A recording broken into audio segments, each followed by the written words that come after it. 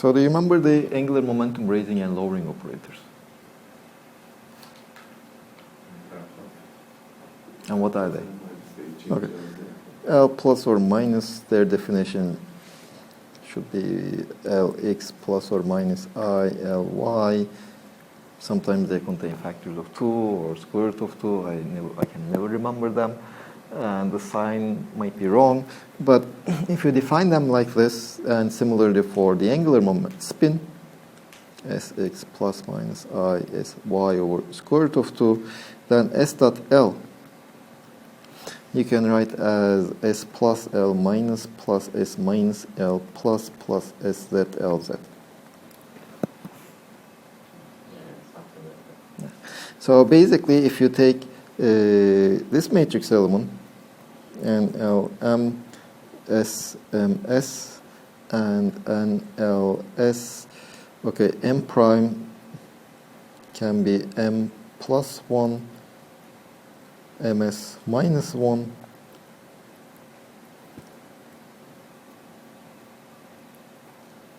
S dot L. You see, S dot L contains the term S minus L plus, which lowers the orbital angular momentum by 1, and spin angular momentum, which increases orbital angular momentum by 1, and spin angular momentum by minus 1. So this term is non-zero. So we have okay, there are degenerate states, and furthermore we know that H prime is not diagonal in the degenerate states, so we have to first diagonalize it. But there is one, the diagonalization is kind of trivial if you make one observation. You see, S dot L is equal to 1 over 2 L plus S squared minus L squared minus S squared. This is nothing but 1 over 2 total spin squared, total angular momentum squared, minus L squared minus S squared. So this is already diagonal in the basis in which we have, okay, we can talk about L and S. L is the orbital angular momentum quantum number, S is the spin, and J and MJ. If we work in this basis, then the H prime is already diagonal. Because we already know that J squared acting on this basis just gives me J plus 1, H bar squared, and L squared on this basis is H bar squared L plus 1, L S J and J, and S squared acting on the same basis will be H bar squared S plus 1, L S J M J. And we are working on electrons, so the spin is 1/2. So this is 3 over 4.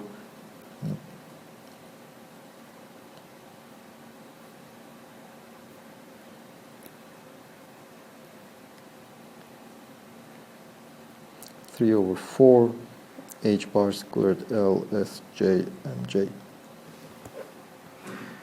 Now going to this basis is just combining different terms with different MJ and ML and MS values. So it's, before this interaction, they are already, this basis is also degenerate, but in this basis, the H prime is diagonal.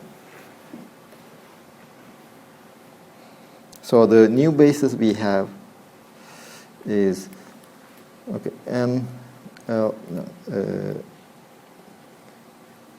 NLSJMJ.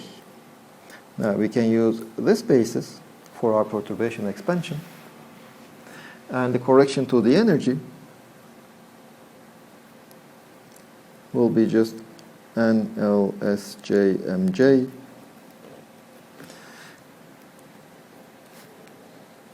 Now we have all these terms.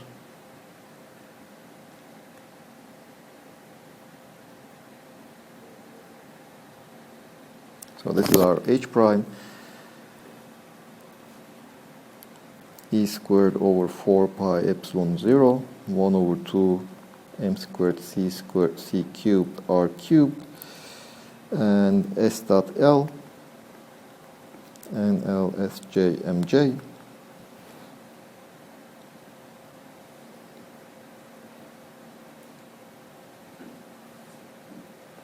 And if you just take the matrix element, this is e squared over 4 pi epsilon 0. These are just the constants. 1 over r cubed in the state with NL, because this 1 over r cubed matrix element depends only on the radial wave function, and the radial wave function depends only on the quantum numbers n and L. It doesn't depend on the other quantum numbers. And S dot L, just the matrix element of S dot L just brings 1 over 2 j plus 1 minus L plus 1 minus 3 over 4 times h bar squared. So this is the first correction we have. Now you can just find the radial wave function for the hydrogen atom for the NL state, and you can just calculate this matrix element, and it turns out that the first correction from the spin-orbit coupling. Okay, I will just write it from the book. En squared divided by mc squared, and this factor j plus 1 minus L plus 1 minus 3 over 4 divided by L plus 1, L plus 1 over 2.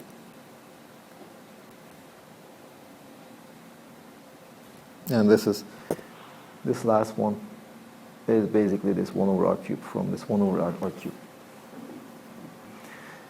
Now again we see this coefficient E, the spin orbit to the unperturbed state is proportional to En over mc squared, which is nothing but the radial one, proportional to the radial one, the relativistic correction. So you can just this is of the same order of magnitude, of the same size. So you can just sum them up. So this is the hyperfine. This is what's called the fine structure, not the hyperfine. This is the fine structure correction to the hydrogen orbitals. This is just let me just write it, En squared over 2 mc squared 3 minus 4 and divided by j plus 1 half. So again, we have lifted the degeneracy between different L values. So if you look at this, the correction due to this spin-orbit coupling, for different values of L, there's a different contribution. So again, this degeneracy is lifted.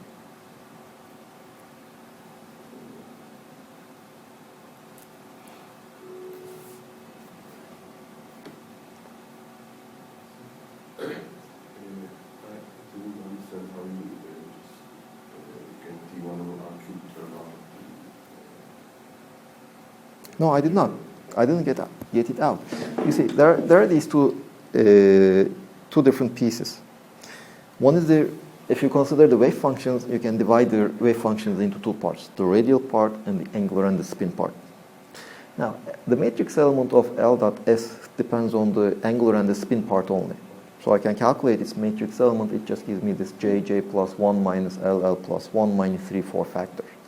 The radial part is the only one that, the 1 over r cubed matrix element depends only on the radial part. So I can integrate the radial integral separately from the angular and the spin integrals. So that's why I can write this separation. Or another way of looking at it is we had written this L dot S as j squared minus L squared minus S squared. I can act on this NLSJ state by this operator. I know what it will bring. It's already an eigenstate, so I can, instead of that L dot S, I can write the eigenvalue. If I write the eigenvalue, that's just a number. It's not an operator. I can take it out. And the only thing that remains inside is 1 over R cubed.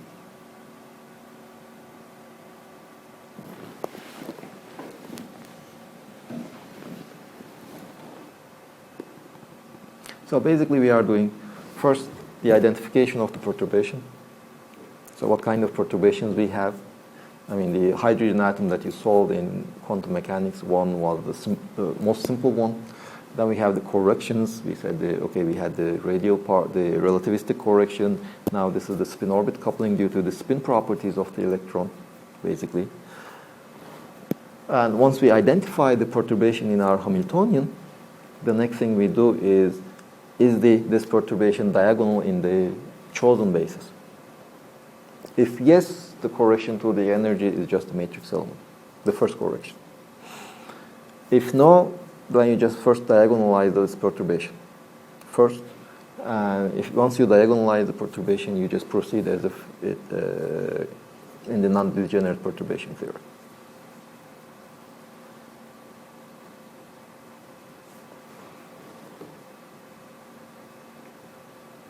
And again, this is just a correction that is 0.1 per mil.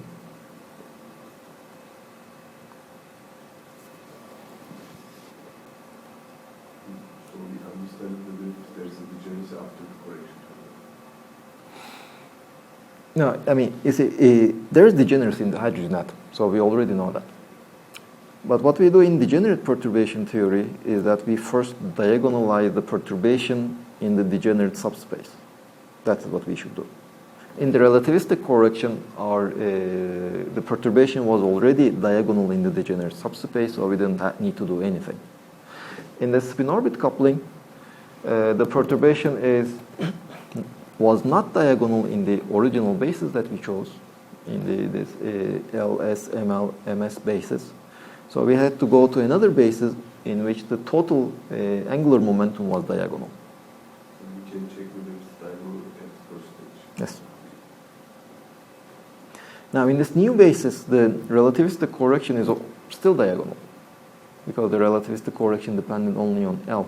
This new basis still has L as its energy eigenvalue. Is one of the quantum numbers. So P to the 4 is also diagonal in this new basis. So we don't need to go back and study that.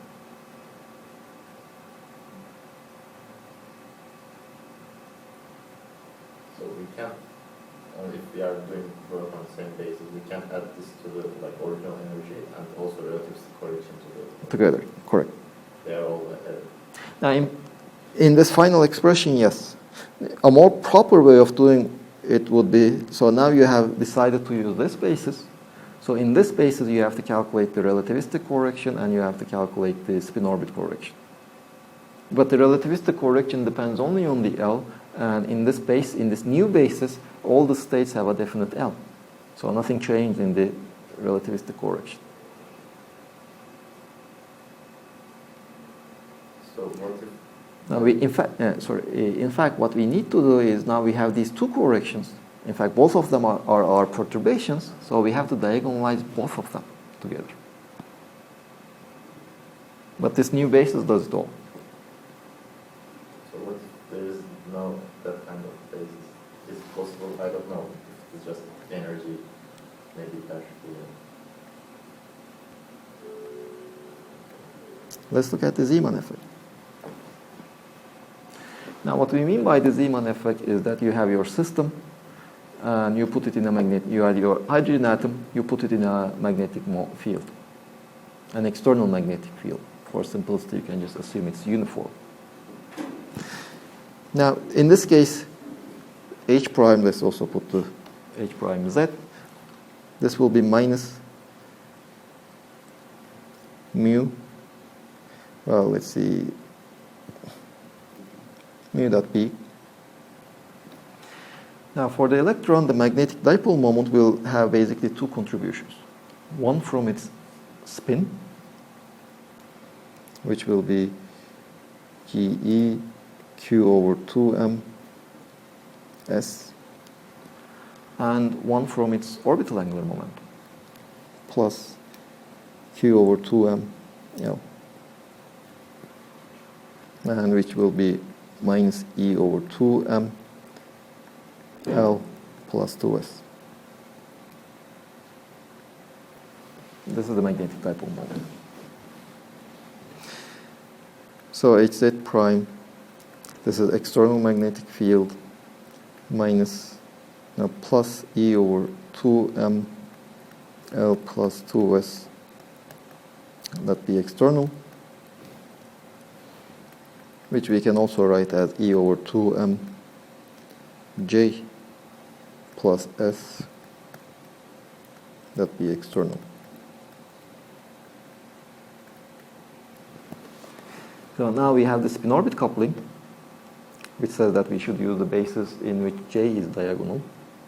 But in that basis, S is not diagonal, Sz is not diagonal. So if we assume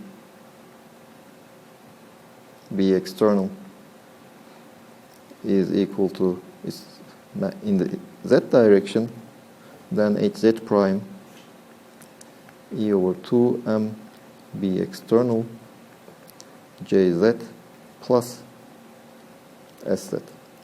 So if we choose the basis in which the spin orbit coupling is diagonal, then this one is not diagonal because Sz is not diagonal in that basis. If we choose the basis in which this is diagonal, in that case spin orbit coupling is not diagonal.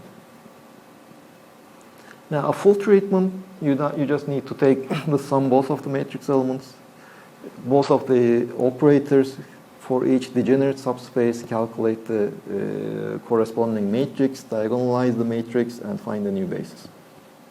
Now there's an example in your book for n is equal to 2.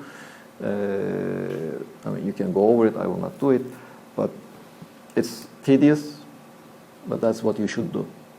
There are certain limits in which you can study it. Two extreme cases. It can be that B external is much larger than B internal, the internal magnetic field due to the proton, or B external is much smaller than B internal. So you can just, there are these two perturbations, you can add the perturbations one by one. So, strong Zeeman effect. Now let's start with the weak one.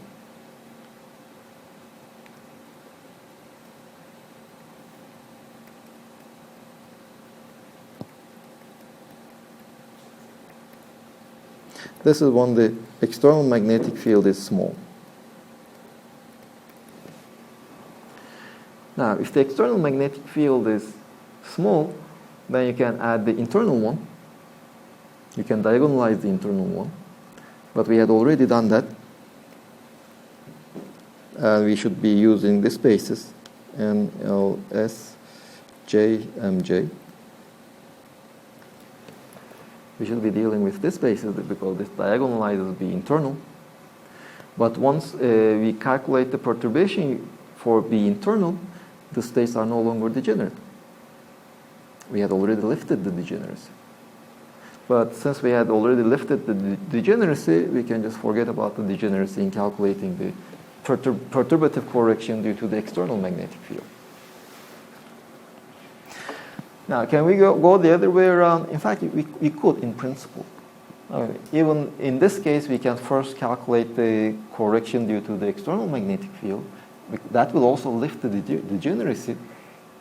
If there is no degeneracy left, then we can just calculate the internal, the perturbation due to B internal.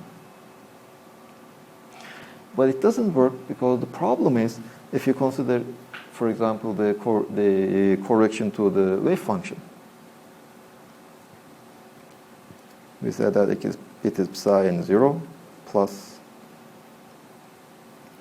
for the nth eigenstate, sum over k different from n, psi n 0, h prime, psi k 0, divided by E n0 minus E k0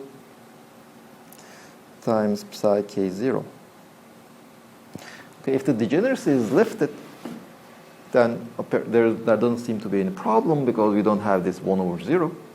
There's no degeneracy.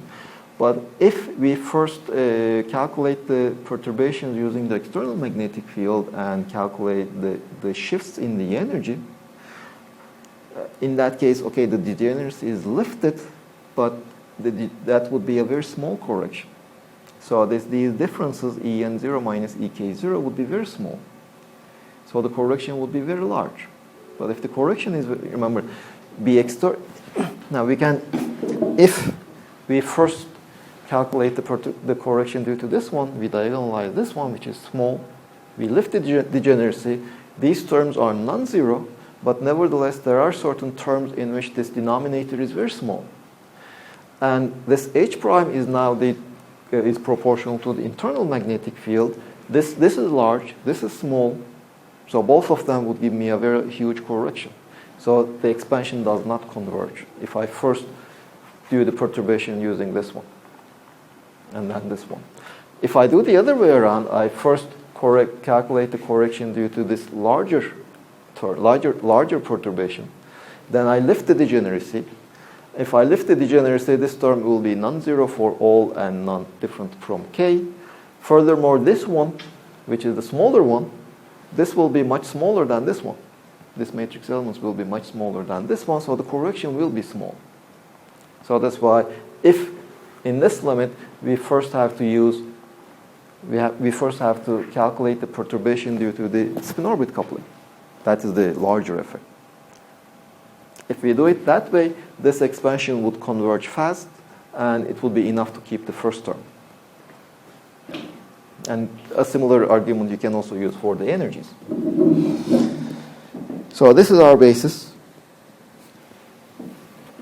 in which the spin-orbit coupling term is already diagonal. We already know the energy correction. Now we have to calculate the additional correction to this energy due to the external field. So we have to calculate E over 2m Lz plus twice Sz. Well, let me just keep it general for the time being. Let be external. And LSJMJ and LSJMJ. So this is the matrix element that we should calculate.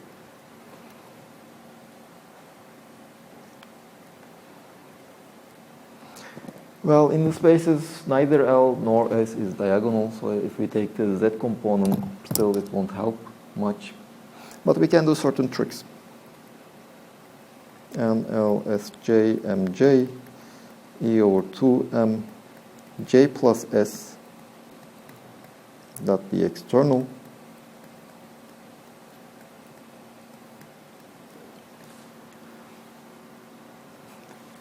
Now this would simplify it slightly because the matrix element of J, Jx, and the matrix element of Jy, they will be zero.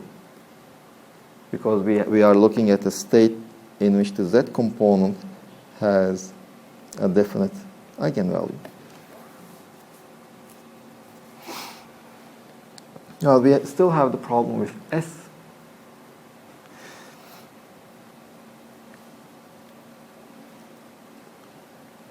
So what will this be?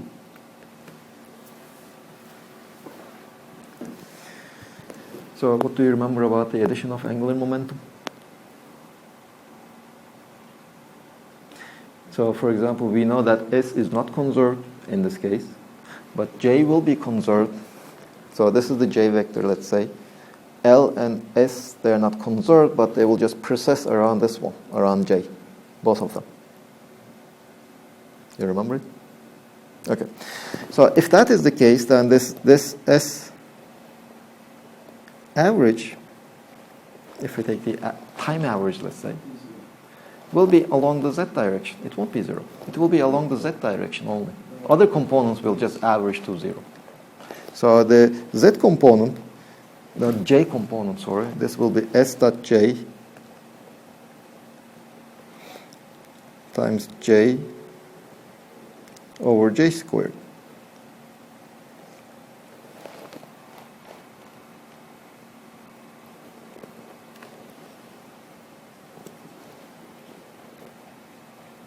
You agree with this?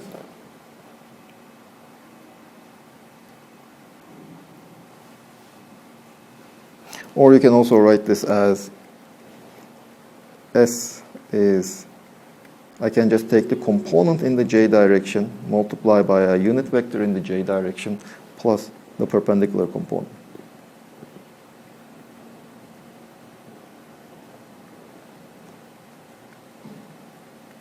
Now the perpendicular component, its average will be 0. So only the component, when I take the average, only the component in the direction of j will stay, will be non-zero. So that's why I only write that component only. And j hat is nothing but j over the j vector over the length of j. Now I can do a similar trick that I did in the spin orbit case. Now S dot j, this matrix element would be complicated, but nevertheless I can write it as minus 1 over 2 j minus s squared minus j squared minus L squared. The bases that I use have a definite value of j and a definite value of L, and this is S squared. Here, this one is L squared, because j is L plus S. So that matrix element, S dot j, j over j squared. For S dot j, I can use the above expression, and that would give me 1 over 2, 4/3, that is from S squared. Now let me just take the h squared also, plus j plus 1, minus L plus 1.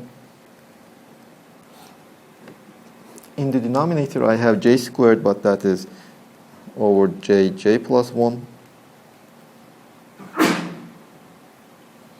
And what is left is just j.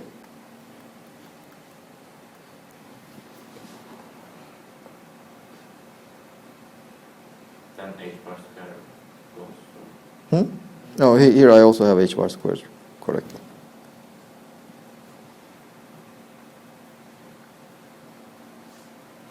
Why the L is minus and the S is plus?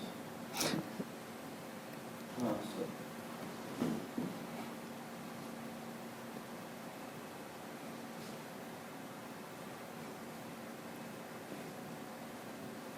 Well, the most hard to see trick was this part. You don't need to do this trick. There is also, you can just go, there's a brute force way of calculating these matrix elements for these states, but it also gives the same answer. So you can just write the NJ, MJ states in terms of L, ML, MS states, and then you can just calculate these matrix elements, which I saved for your second homework.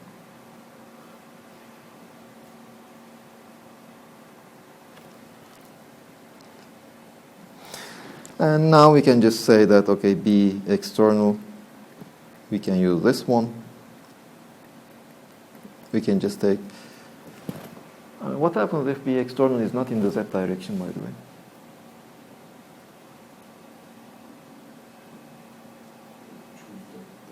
As the Z direction. I mean, we are not really assuming that the external field is in the Z direction. We are just defining the Z direction to be in the direction of the external field. So there is no loss of generality. The results are quite general for an arbitrary external magnetic field, as long as it is small. And so finally we have we know how to calculate this matrix elements now. The matrix element of S. And here this just becomes if you multiply it with this vector, we only need the JZ component, not the X and the Y components, but the JZ component is already MZ, so we all MJ. So that matrix element we also know, we know everything. Let me just write the results.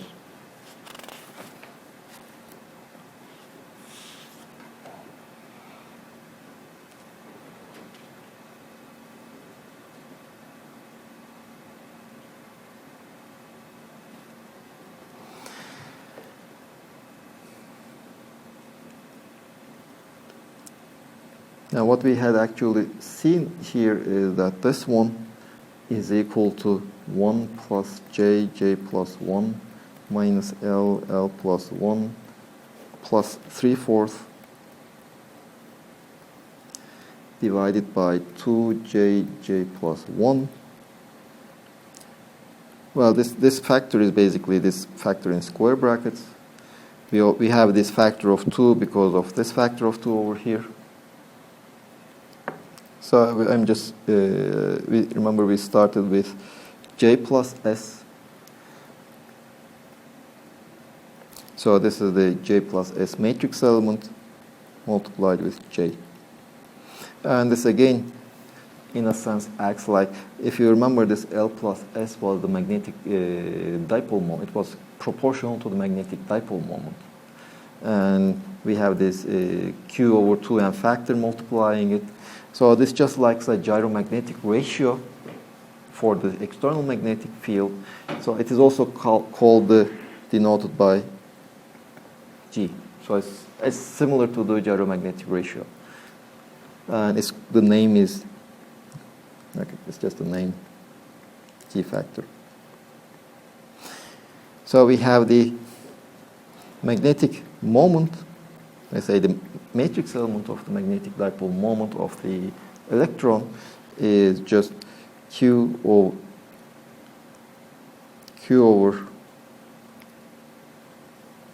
2m, this gyromagnetic ratio, times the matrix element of J. And the first correction due to this weak Zeeman effect just becomes this Ej, Q over 2m mj times B external.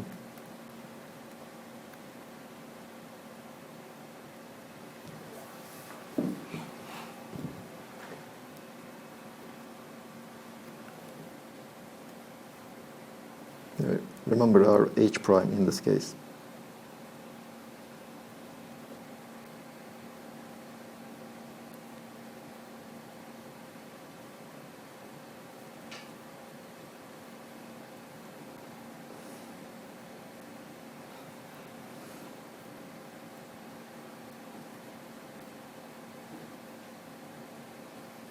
This is our H prime.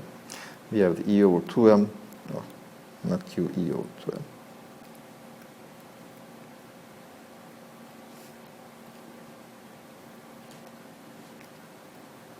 E over 2m, this J plus S or L plus 2S times the external magnetic field, the matrix element of L plus 2S, we had written in terms of this lambda factor.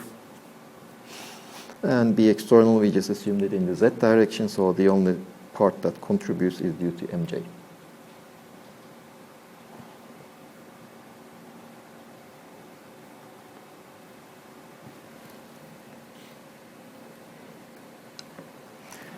Now this, back to your question, if we are not in such an extreme case, we cannot really separate the spin-orbit coupling and the Zeeman effect. We have to diagonalize both of them together. We cannot avoid it. But if we have such an extreme case, in this weak Zeeman effect, for example, then we first go ahead with the spin-orbit coupling. We make a perturbation expansion in the spin-orbit coupling. We calculate the first corrections. Then from those using those first corrected states, we can calculate the first correction for this weak Zeeman field, weak external magnetic field. The other extreme would be when the external magnetic field is strong. That is a strong Zeeman effect.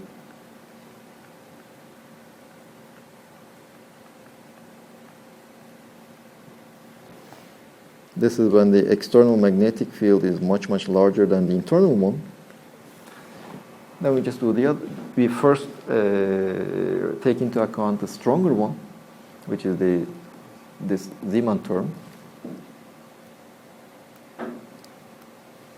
This is H prime is equal to E over 2m B external Lz plus 2Sz.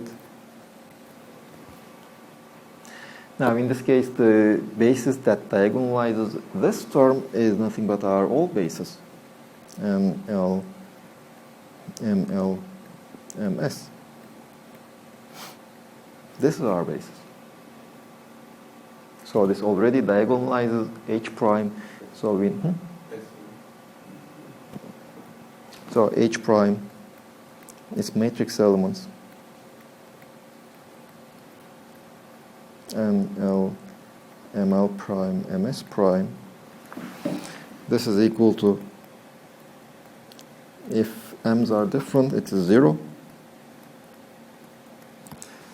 And if they are same, so we have the H bar E over 2m, B external, ML plus twice MS.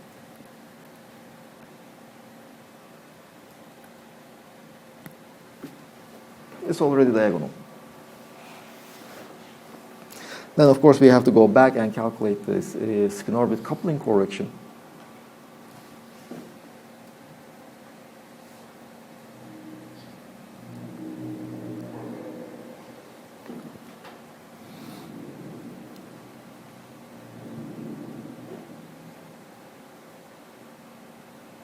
Well, in that case, ML, MS, H spin orbit, NL, MS, E squared over 4 pi epsilon 0, 1 over 2 m squared C cube, NL, ML, MS, 1 over R cubed, S dot L, and L, ML, MS.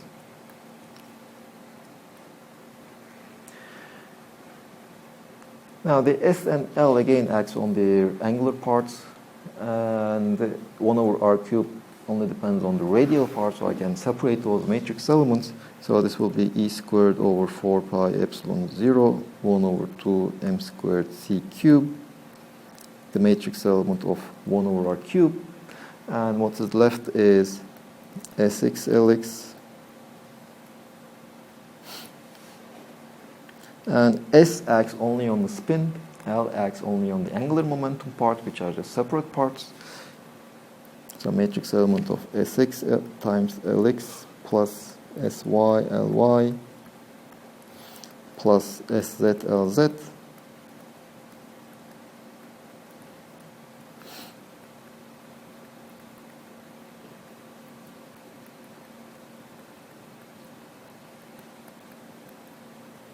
and this is 0 because we are in a definite MS and ML states.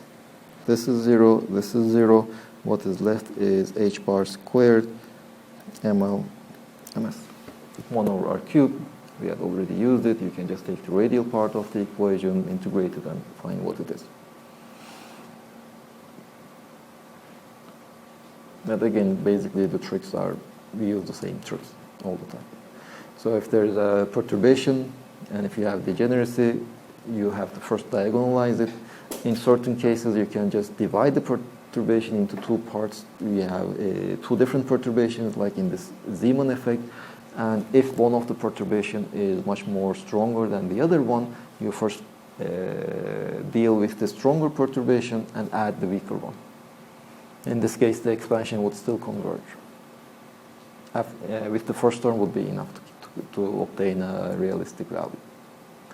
If you cannot separate the perturbation as the more important, less important one, well then there's nothing to do. You have to just write down the matrix element for your perturbation in the degenerate subspace and diagonalize it and proceed it. But it's straightforward, just tedious.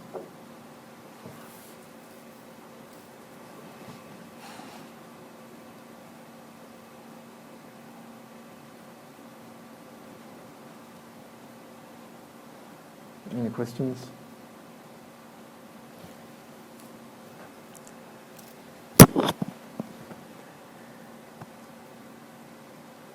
Now there is one more perturbation we will study, and that will be the hyperfine splitting. Now this we will do on Tuesday.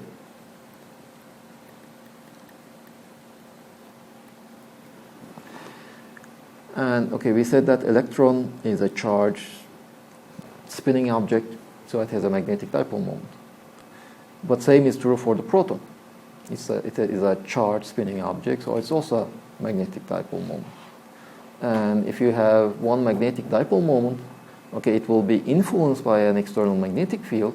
That is what we did in the spin-orbit coupling. We said that, okay, electron has a magnetic dipole moment, so it will it will be influenced by the magnetic field created by the proton.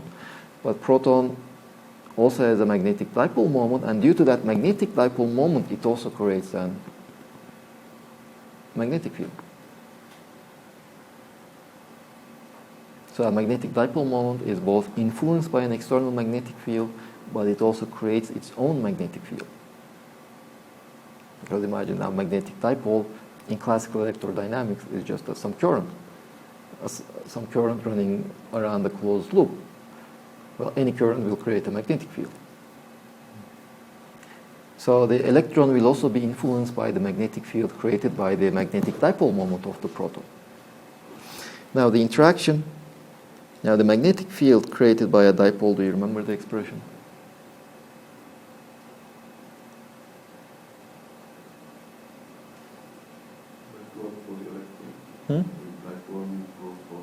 It will be similar. I mean, the magnetic moment, let's say, of the proton. Magnetic dipole moment of the proton, it will be just like the electron.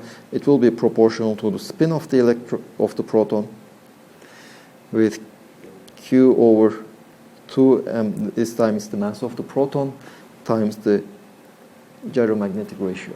So due to this magnetic dipole moment, there will be a magnetic field, and hence the other electron will also feel that magnetic field.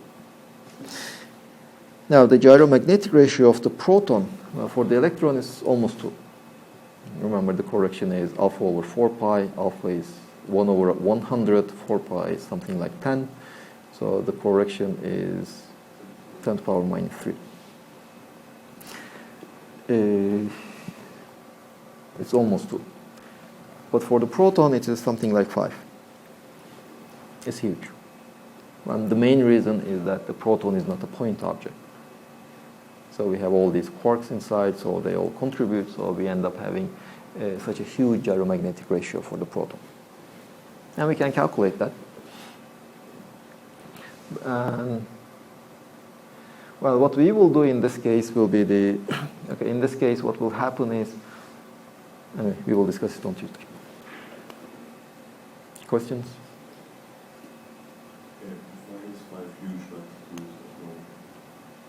Well, 5 is like more than 200% larger than 2.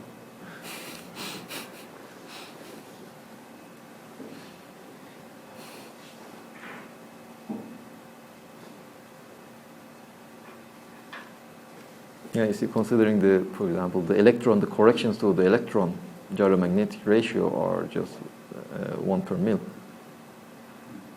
Here we have a correction that is 250%. Well, the correction is 150%.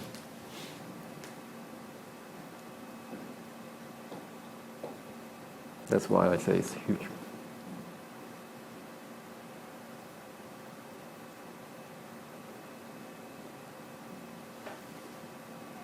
Now, if I would just make a guess, I would have said just 2.